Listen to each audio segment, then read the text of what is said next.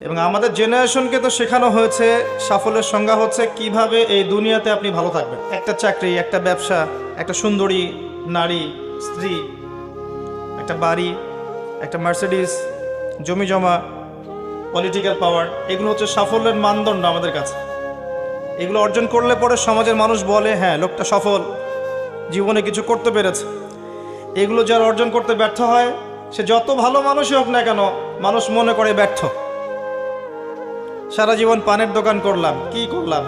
সারা জীবন সবজি বিক্রি করলাম, সারা জীবন ছোট্ট একটা ব্যবসা করে খাইলাম, ছোট্ট চাকরি করলাম, জীবনটাই যেন বৃথা।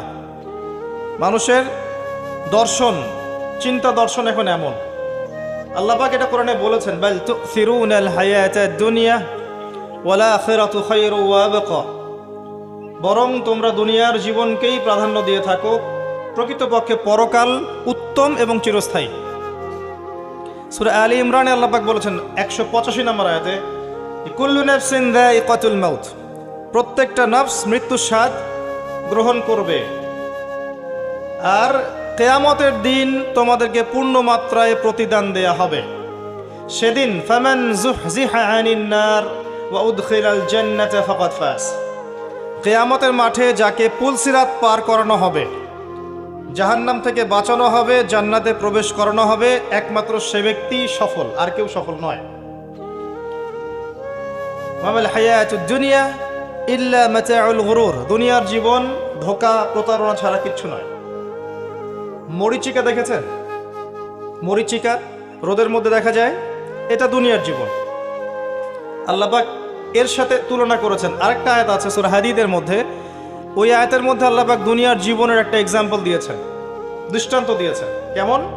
আল্লাহ বলছেন, ই'লামু, তোমরা জেনে রাখো, তোমরা সবাই জেনে রাখো, আন্নামাল হায়াতুদ দুনিয়া লাইবুন ওয়া লাহু ওয়া জিনাতুন ওয়া তাফাখুরুম বাইনাকুম ওয়া তাকাসুর।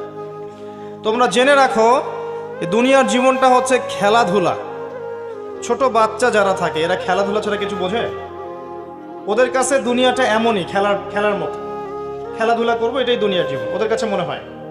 আর একটু বড় হলে ওয়াল্লাহু, দেখবেন কিশোর কিশোরীরা এখন দুনিয়ায় জীবনের কোনো উদ্দেশ্য নাই, সারাদিন এই বস্তুবাদিতার স্রোতে গা ভাসিয়ে দিয়েছে, ছেলে খেলায় সময় পার করছে। সারাদিন দেখবেন ফেসবুক, ইউটিউবিং, টিকটক, আড্ডাবাজি করা, লুডো খেলা, পাবজি, ফ্রি ফায়ার।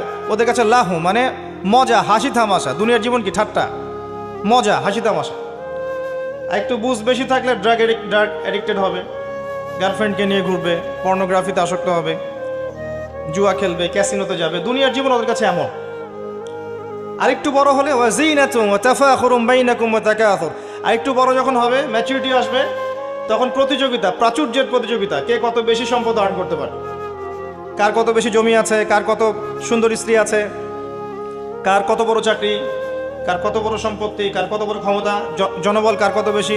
এই যে তাফাখুরুম বাইনাকুম ওয়া তাকাসুর, আল্লাহ পাক এটা সূরা তাকাসুরেও বলেছেন, আলহাকুমুত তাকাসুর হাত্তা যুরতুমুল মাকাবির। তোমরা প্রাচুর্যের প্রতিযোগিতা তোমাদেরকে মহাচ্ছন্ন করেছে, যতক্ষণ না তোমরা কবরে শায়িত হচ্ছ। কাল্লা সাউফা তা'লামুন সুম্মা কাল্লা সাউফা তা'লামুন, কখনো নয়, শীঘ্রই তোমরা জানতে পারবে। আবারও বলছি, শীঘ্রই তোমরা জানতে পারবে। কাল্লা লাউ তা'লামুনা ইলমাল ইয়াকিন, তখন ইলমাল ইয়াকিনে জানবে। একটা জিনিস পড়ে জানার নাম ইলমাল ইয়াকিন নয়, অনুধাবন করবেন যখন, তখন আপনার কাছে ইলমাল ইয়াকিন হবে। যেমন আপনাকে যদি বলি যে গোলাপ ফুলের গন্ধ আর রজনীগন্ধার গন্ধের মধ্যে পার্থক্য লিখে বলেন, লিখিত আকারে পার্থক্য বলেন বা ভাষায় প্রকাশ করেন, পারবেন? কথা বুঝতে পারছেন? গোলাপ ফুলের গন্ধ এবং রজনীগন্ধার গন্ধের মধ্যে কি পার্থক্য আছে আমাকে লিখিত আকারে দেন বা ভাষায় প্রকাশ করেন, পারবেন? এটা সম্ভব? মধুর মিষ্টি কেমন আর এই যে আপনার গুড়, এর মিষ্টি কেমন, লিখিত আকারে বলুন বা ভাষায় প্রকাশ করুন, পারবেন? কিভাবে পারা যাবে? কিভাবে? যদি আপনি দুইটা ফুল কাছে নেন, নিয়ে দুটার ঘ্রাণ শোকেন, শুকে আপনি বুঝতে পারবেন, অনুধাবন করবেন। ইলমাল ইয়াকিন, এটা হচ্ছে ইলমাল ইয়াকিন। আপনার নিশ্চিত জ্ঞান হলো যে এই গন্ধটা এমন, এই গন্ধটা এমন। পরে আপনি বলবেন অমুকের গন্ধটা গোলাপের মতো আর অমুকের গন্ধটা রজনীগন্ধার মতো। এই যে ইলমাল ইয়াকিন। মধু খান আবার গুঁড়ো খান, স্বাদ যখন বুঝবেন আপনি বুঝে ফেলবেন যে কোনটা কিসের স্বাদ। এই চাক্ষুষ জ্ঞানটাকে বলা হয় কি? ইলমাল ইয়াকিন। কবরের আযাব না ভোগ করলে মানুষ বুঝবে না পরকাল কি জিনিস, ওইটা ইলমাল ইয়াকিন। আমি বুঝাতে পারছি? কবর যখন চাপ দিবে নাউযুবিল্লাহ, তখন মানুষের ইলমাল ইয়াকিন হবে যে এটাই সেই শাস্তি। সূরা দুখান পড়ে দেখেন, আল্লাহ পাক বলেছেন যুক ইন্নাকা আনতাল আজিজুল কারীম, শাস্তি ভোগ করো, আজকে শাস্তি ভোগ করো। পৃথিবীতে অনেক সম্মানিত ছিলে, আজকে শাস্তি ভোগ করো। এটাই সেই শাস্তি যা তুমি অস্বীকার করেছিলে। তখন বুঝবেন কোনটা ইলমাল ইয়াকিন। তো আল্লাহ পাক এই কথাটা বলেছেন সূরা তাকাসুরের মধ্যে, তোমাদের প্রাচুর্যের প্রতিযোগিতা ব্যস্ত করে রেখেছে যতক্ষণ পর্যন্ত না তোমরা কবরে শায়িত হচ্ছ। কাল্লা সাউফা তা'লামুন সুম্মা কাল্লা সাউফা তা'লামুন কাল্লা লাউ তা'লামুনা ইলমাল ইয়াকিন। নিশ্চিত জ্ঞান সহকারে তোমরা জানবেই ইনশাআল্লাহ তাআলা। আল্লাহ পাক সূরা হাদীদের আয়াতে বলছেন যে দুনিয়ার জীবনটা খেলাধুলা, প্রাচুর্যের প্রতিযোগিতা, অনর্থক বিষয়ে ব্যস্ত থাকা। ই'লামু আন্নামাল হায়াতুদ দুনিয়া লা'ইবুন ওয়া লাহু ওয়া যিনাতুন ওয়া তাফাখুরুন বাইনাকুম ওয়া তাকাসুরুন ফিল আমওয়ালি ওয়াল আওলাদ। এই প্রাচুর্যের প্রতিযোগিতা হচ্ছে সম্পদের ক্ষেত্রে, সন্তানদের ক্ষেত্রে। এটা করি না আমরা? আমার এত সন্তান, আমার এত সম্পদ। আল্লাহ এটাই বলছেন কামাসালি গায়যিন, এর এক্সাম্পলটা হচ্ছে এমন, কামাসালি গায়যিন আ'জাবাল কুফফার নাবাত। দুনিয়ার জীবনের উদাহরণ হচ্ছে এমন একটা বৃষ্টির মতো, ভালো করে বোঝেন, একটা বৃষ্টির মতো যে বৃষ্টিটা একটা মৃত জমিনে পড়লো। জমিনটা মৃত ছিল, এরপর জমিনটা সজীব হলো, হওয়ার পরে সেখানে ফসল ফলল। ফসলটা এক পর্যায়ে সবুজ হলো। কি হলো? সবুজ, শস্য শ্যামল হয়ে গেল। এরপরে এই ফসলটা হলুদ বর্ণ ধারণ করলো। হলুদ বর্ণ ধারণ করে না শেষে? এরপর চাষি এটাকে কেটে ফেললো। এই যে বৃষ্টি পড়লো, মৃত জমিন জীবিত হলো, এই যেখানে বীজ দেয়া হলো, ফসল ফললো, ফসলটা সবুজ হলো, তখন চাকচিক্যময় চারপাশ, শস্য শ্যামল, সুজলা সুফলা, না? খুব ভালো লাগছে। এরপরে আবার দেখবেন ওইটা পিত বর্ণ ধারণ করবে, হলুদ হয়ে যাবে, চাষি ওটাকে কেটে ফেলবে। সুম্মা ইয়াকুনু ফাতারাহু মুসফাররান সুম্মা ইয়াকুনু হুতামা। এরপর এই যে ফসলটা কেটে ফেললেন, এটার খড়কুটা পড়ে থাকলো না? এটা দিয়ে আপনি জাল দিবেন, আগুন জ্বালাবেন, তাই না? রান্নার কাজে ব্যবহার করবেন। এই হলো দুনিয়ার জীবন। ওয়া ফিল আখিরাতি আযাবুন শাদীদ, আর পরকালের জীবনে স্থায়ী, এখানে আছে কঠিন শাস্তি, অথবা ওয়া মাগফিরাতু মিনাল্লাহি ওয়া রিদওয়ান, অথবা থাকবে আল্লাহর মাগফিরাত মানে ক্ষমা এবং সন্তুষ্টি। ওই দুনিয়ার ওই ছোট্ট জীবনটাকে যারা আল্লাহর বিধান অনুযায়ী চালাতে পারবে, পরকালে ওদের শাস্তির কোনো ভয় নেই। লা খাউফুন আলাইহিম ওয়া লা হুম ইয়াহজানুন। এই জীবনটায় যারা তাকাসুর, ভোগবিলাস, লাহু, এগুলোতে ব্যস্ত থাকবে, এদের পরকাল হবে আযাবুন শাদীদ, কঠিন শাস্তির। ওয়া মাল হায়াতুদ দুনিয়া ইল্লা মাতাউল গুরুর। এই হলো সূরা হাদীদের আয়াত। দুনিয়ার জীবন প্রতারণা ছাড়া কিচ্ছু নয়। অতএব তোমাদের করণীয় কি? তার পরের আয়াতে বলা আছে ওয়াসাবিকু ইলা মাগফিরাতিম মির রাব্বিকুম ওয়া জান্নাহ। অতএব তোমরা দুনিয়ার জীবনকে প্রাধান্য না দিয়ে পরকালের দিকে ফোকাস করো, তোমার রবের পথের দিকে ফোকাস করো। ছুটে চলো, তোমরা ছুটে চলো সেই জান্নাতের দিকে যার প্রশস্ততা আসমান এবং জমিনের সমান। ওয়াসাবিকু ইলা মাগফিরাতিম মির রাব্বিকুম ওয়া জান্নাহ আরদুহা কাআরদিস সামাই ওয়াল আরদ উইদ্দাত লিল্লাযিনা আমানু বিল্লাহি ওয়া রাসূলিহি। এটা প্রস্তুত করা হয়েছে কাদের জন্যে? যারা ঈমান এনেছে এবং তদনুযায়ী কি করেছে?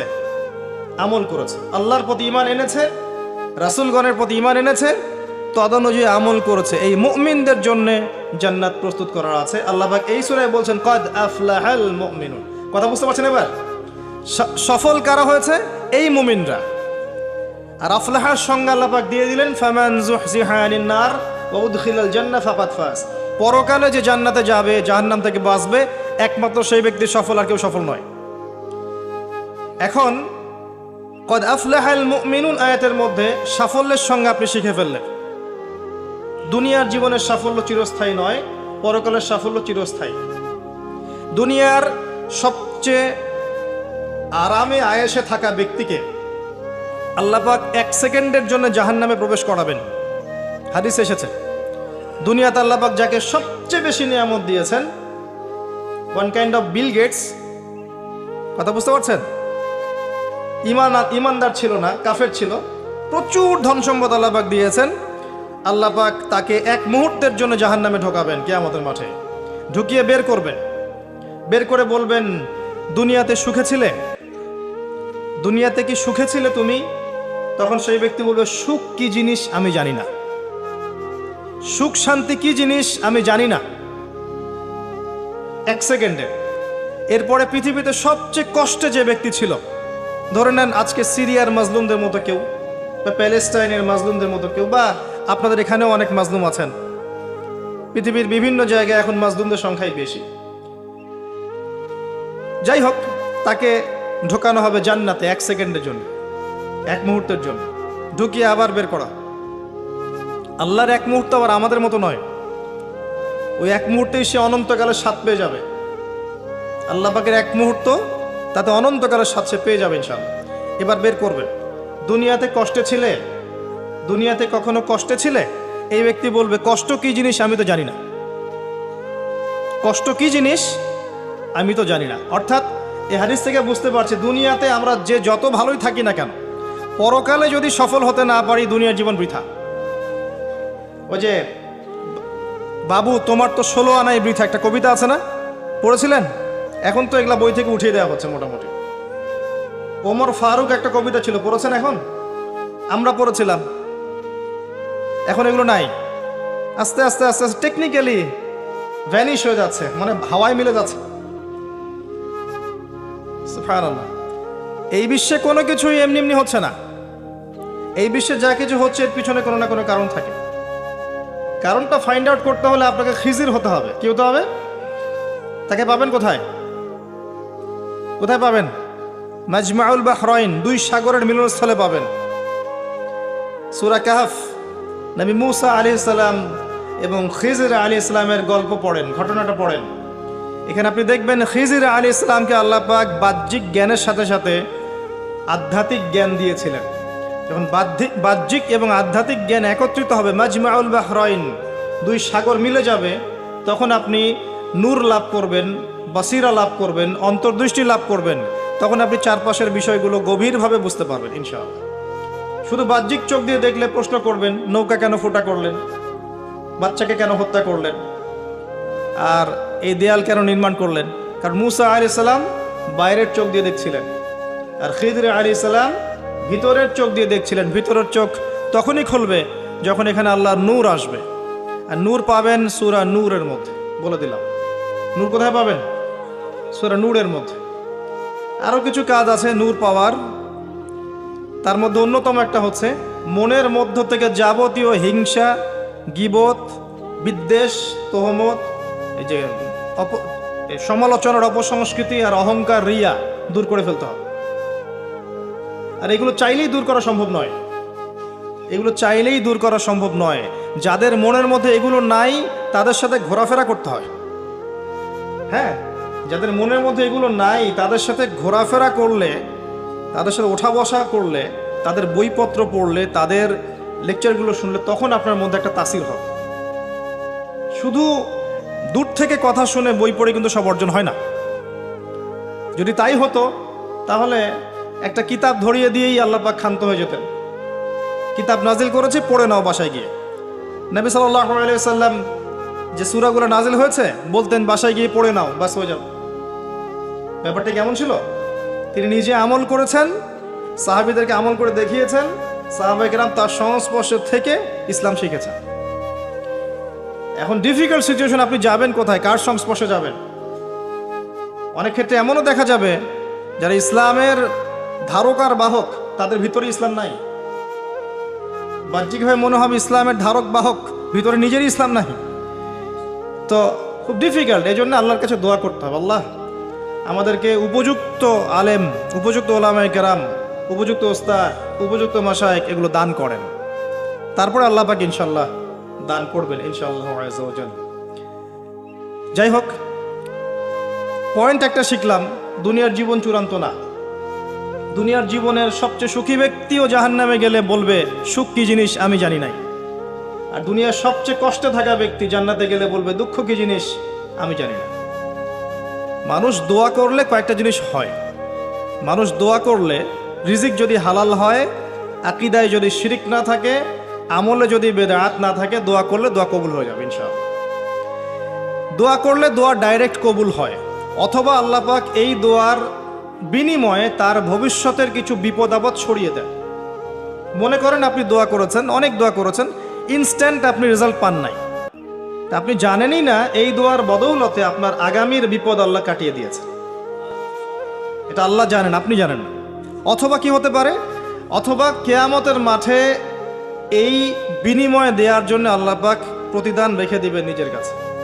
এবং আমরা অনেকেই কিয়ামতের মাঠে উঠব, উঠে আল্লাহ পাক আমাদেরকে দেখাবেন, আমল নামা দেখাবেন এবং বলবেন, অমুক দিন তুমি এই দোয়া করেছিলে, আমি এই দোয়াটা ওই সময় দেইনি, তোমার জন্য জমা রেখেছি, আজকে সেই দোয়ার বিনিময় তোমাকে দান করব। ওই দিন মানুষ বলবে, আমরা বলবো যে কাশ দুনিয়াতে আমার কোনো দোয়াই যদি কবুল না হতো। কথা বুঝতে পারছেন? দুনিয়াতে যদি আমার কোনো দোয়াই কবুল না হতো, আজকে সব প্রতিদান পেতাম। একজন অসুস্থ ব্যক্তি, যার দুনিয়াতে প্রচুর রোগ ছিল, কিয়ামতের মাঠে যখন দেখবে যে এগুলোর প্রতিদান কত হাজার হাজার নেকি সে পাচ্ছে, তখন সে বলবে, দুনিয়ার পুরো জীবনটাই যদি অসুস্থ থাকতাম কতই না ভালো হতো। আমি বুঝাতে যাচ্ছি, এরকম অনেক হাদিস আছে, বলতে গেলে রাত শেষ হয়ে যাবে, যে দুনিয়ার জীবনটার মূল্য আল্লাহর কাছে খুব বেশি নয়, একটা মাছির পাখার সমানও নয়। যদি হতো তাহলে কোনো কাফের মুশরিককে আল্লাহ পাক এক ঢোক পানি খেতে দিতেন না। আর আজকে আমাদের চিন্তা চেতনা সমস্ত বিষয় দুনিয়া কেন্দ্রিক। আমাদের পড়াশোনার উদ্দেশ্য দুনিয়া, ব্যবসার উদ্দেশ্য দুনিয়া, চাকরির উদ্দেশ্য দুনিয়া, আমাদের সামাজিক কাজগুলোর উদ্দেশ্য দুনিয়া, সব কিছুই দুনিয়া কেন্দ্রিক। আর আমরা সবাই মনে করছি দুনিয়াই দুনিয়া, এর পরে আর কিছু নাই। মনে রাখবেন, যে ব্যক্তি দুনিয়ার জন্য দুনিয়া করে, শুধু দুনিয়ার জন্যই দুনিয়া করে, সে দুনিয়া পরকাল দুটোই হারাবে। আর যে ব্যক্তি পরকালের জন্য দুনিয়া করবে, সে ইহকাল পরকাল দুটোই পাবে ইনশাআল্লাহ। কথা বুঝতে পারছেন? যে ব্যক্তি দুনিয়ার জন্যই দুনিয়া করবে, সে দুনিয়া আখিরাত দুটোই হারাবে। দুনিয়ার জন্য যদি আমি দিনের কাজও করি, তাও হারাবো। কথা বুঝতে পারেন নাই? দুনিয়ার স্বার্থে যদি আমি দিনের কাজ করি, ইসলামকে নিয়ে দুনিয়ার স্বার্থ অর্জন করতে চাই, তাহলে দুনিয়া আখিরাত দুটোই হারাবো। আর যদি পরকালে আল্লাহ সন্তুষ্টি পাওয়ার জন্য আমি দুনিয়া করি, আল্লাহ পাক পরকাল দুনিয়া দুটোই দিবেন ইনশাআল্লাহ। আল্লাহ পাক আমাদেরকে বোঝার তৌফিক দান করুন, আমিন। আশা করি আমরা সাফল্যের সংজ্ঞাটা বুঝতে পেরেছি। কারা সফল হবে? মুমিনরা। এবার আসেন, মুমিন কারা? সহজ কথায় বলছি, যারা 6টা বিষয় বিশ্বাস করে। কয়টা? 6টা পিলারে যারা বিশ্বাস করে। 1 নাম্বার, মুহাম্মদ সাল্লাল্লাহু আলাইহি ওয়াসাল্লামকে জিজ্ঞেস করা হয়েছিল না, ইয়া মুহাম্মদ সাল্লাল্লাহু আলাইহি ওয়াসাল্লাম আখবিরনি আনিল ঈমান, আমাকে ঈমান সম্পর্কে বলুন। মনে আছে হাদিসটা? হাদিসে জিবরিল, মিশকাতের 2 নম্বর হাদিস মেবি, জি। আর মুসলিম শরীফের 9 নম্বর হাদিস। জিবরাইল আলাইহিস সালাম মানুষের বেশ ধরে নবী সাল্লাল্লাহু আলাইহি ওয়াসাল্লামের কাছে এসেছিলেন, তার হাঁটুর সাথে হাঁটু লাগিয়ে বসেছেন, বসে 4টা প্রশ্ন করেছিলেন। ইসলাম কাকে বলে, ঈমান কাকে বলে, ইহসান কাকে বলে, এবং কিয়ামত কবে হবে। নবীজি বলেছিলেন, কিয়ামত কবে হবে এই বিষয়ে প্রশ্নকারী উত্তরদাতার জ্ঞান সমান। তখন তিনি আবার প্রশ্ন করেছিলেন, তাহলে আলামত কিছু বলে দিন। এর উপর বিস্তারিত আমার খুতবা আছে, শুনে নিবেন, ইউটিউবে আছে। তো এর মধ্যে একটা প্রশ্ন ছিল, ঈমান কাকে বলে। নবী সাল্লাল্লাহু আলাইহি ওয়াসাল্লাম উত্তর দিয়েছিলেন, আল ঈমান, ঈমান হচ্ছে আন তুমিনা বিল্লাহ, তুমি বিশ্বাস করবে এক আল্লাহর প্রতি, মুখস্থ করে ফেলবেন, এক আল্লাহর প্রতি ঈমান। ওয়া মালাইকাতিহি, তার ফেরেশতা মণ্ডলীর প্রতি 2 নম্বর। 3 নম্বর, ওয়া কুতুবিহি, তার আসমানি কিতাব সমূহের প্রতি, সমস্ত আসমানি কিতাব সমূহের প্রতি। 4 নম্বর, ওয়া রুসুলিহি, তার সমস্ত রাসূলগণের প্রতি বিশ্বাস করবে। 5 নম্বর, ওয়াল ইয়াউমিল আখির, পরকালের জীবনে বিশ্বাস করবে। 6 নম্বর, ওয়াল কদরি খায়রিহি ওয়া শাররিহি, তাকদীরের ভালো এবং মন্দের প্রতি বিশ্বাস করবে। এই 6টা পিলারের প্রতি বিশ্বাস করার নাম কি? ঈমান। বলেন তো আমার সাথে। 1 নম্বর আল্লাহর প্রতি, 2 নম্বর ফেরেশতা মণ্ডলীর প্রতি, 3 নম্বর আসমানি কিতাব সমূহের প্রতি, 4 নম্বর নবী রাসূলগণের প্রতি, 5 নম্বর পরকালে জীবনের প্রতি, 6 নম্বর কি? ভাগ্যের ভালো মন্দের প্রতি। এখন মজার ব্যাপার হচ্ছে এই 6টার কোনোটাই চোখে দেখা যায় না। কথা বুঝতে পারছেন? এই 6টার কোনোটাই আপনি চোখে দেখতে পারবেন না। আল্লাহ দেখেছেন, মালায়েকা ফেরেশতা দেখেছেন, আসমানি কিতাব সমূহ, আগের আসমানি কিতাবগুলো দেখেছেন। আমি তো বারবার একটা কথা বলি লেকচারে, যে অনেক মুসলিম তো কোরআনও দেখেনি। এমন মুসলিম নাই? আছে, অবশ্যই আছে, দিন দিন ওদের সংখ্যা বাড়ছে। হ্যাঁ, কেমব্রিজ, অক্সফোর্ড, হার্ভার্ড থেকে পড়ে আসছে, কোরআন দেখেনি। হ্যাঁ, আপনি তোলা তোলা করে বড় করেছেন, ইউনিভার্সিটিতে পড়ে আপনার ছেলে, কোরআন দেখেনি কখনো। আসমানি কিতাবসমূহ আমরা কিন্তু দেখিনি, কোরআন আমরা দেখেছি। নবী রসুলগণ কোন নবীকে দেখেছেন? এমনকি আমরা কি আমাদের নবীকেও দেখেছি? দেখিনি। ওয়াল ইয়াউমিল আখির, পরকালকে দেখেছেন? পরকালের কিছুই দেখিনি আমরা। দেখেছি? আমরা শুনেছি কবরে আযাব হয়, দেখেছেন কখনো? কবর চাপা দিবে, দেখেছেন? কবরের প্রশ্নোত্তর হবে, দেখেছেন? কবরে যে আমরা দাফন করে দিয়ে আসি, কখনো কি দেখা যায় এগুলো? আমরা কি রূহ বা আত্মাকে দেখেছি? দেখেছি? এরকম পরকালের প্রতিটা স্তর, কিয়ামতের মাঠ, মিজান, পুলসিরাত, জান্নাত, জাহান্নাম, আমলনামা দেখেছি? দেখি নাই। আমাদের কাঁধের ফেরেশতা দেখেছি? কিচ্ছু দেখি নাই। এই যে 6টা পিলার ঈমানের, সব কিন্তু গায়েব, অদৃশ্য বিশ্বাস। এটাই সেই আয়াতের ব্যাখ্যা। আল্লাহ পাক বলেছেন আলিফ লাম মিম যালিকাল কিতাব লা রাইবা ফিহি হুদাল লিল মুত্তাকিন। এই বইটা মুত্তাকিদের জন্য হেদায়েত, যে বই কোনো সন্দেহ নাই, যে কিতাবে কোনো সন্দেহ নাই। এই মুত্তাকি কারা? আল্লাযীনা ইউমিনুনা বিল গায়বি, যারা কিনা প্রথমত এই গায়েবের প্রতি ঈমান আনে। এই হলো গায়েবের 6টা পিলার। এখন সবচেয়ে মজার কথা হচ্ছে যে এখনকার শিক্ষা এবং জ্ঞান দর্শন হচ্ছে এমন যে পরীক্ষা নিরীক্ষা, বিজ্ঞান, যুক্তি আর দর্শন দিয়ে কোনো কিছুকে যদি প্রমাণ না করতে পারেন তাহলে তার অস্তিত্ব নেই। এটা আমাদেরকে শেখানো হয়, পশ্চিমারা এটা শিখিয়েছে। পশ্চিমারা এটা শিখিয়েছে যে পরীক্ষা নিরীক্ষা, পর্যবেক্ষণ, যুক্তি, দর্শন, বিজ্ঞান, এগুলো দিয়ে যদি আপনি প্রমাণ করতে না পারেন কোনো কিছুকে, তাহলে এগুলোর কোনো অস্তিত্ব নেই। এজন্যই তারা ঈমানের 6 পিলারের কোনোটাতেই বিশ্বাস করে না। কথা কি বুঝতে পারছেন? আল্লাহকে তো আপনি ল্যাবে প্রমাণ করতে পারবেন না, পারবেন? আর আল্লাহ যদি সামনে থাকতেন তাহলে কি ফেরাউনও তাকে সাজদা করতো না? করতো না? তাহলে কি দুনিয়ার জীবনটা কোনো পরীক্ষা হতো? হতো না। যাই হোক, এই যে মালায়েকা, আপনি কি ল্যাবে প্রমাণ করতে পারবেন? পারবেন? পারবেন না।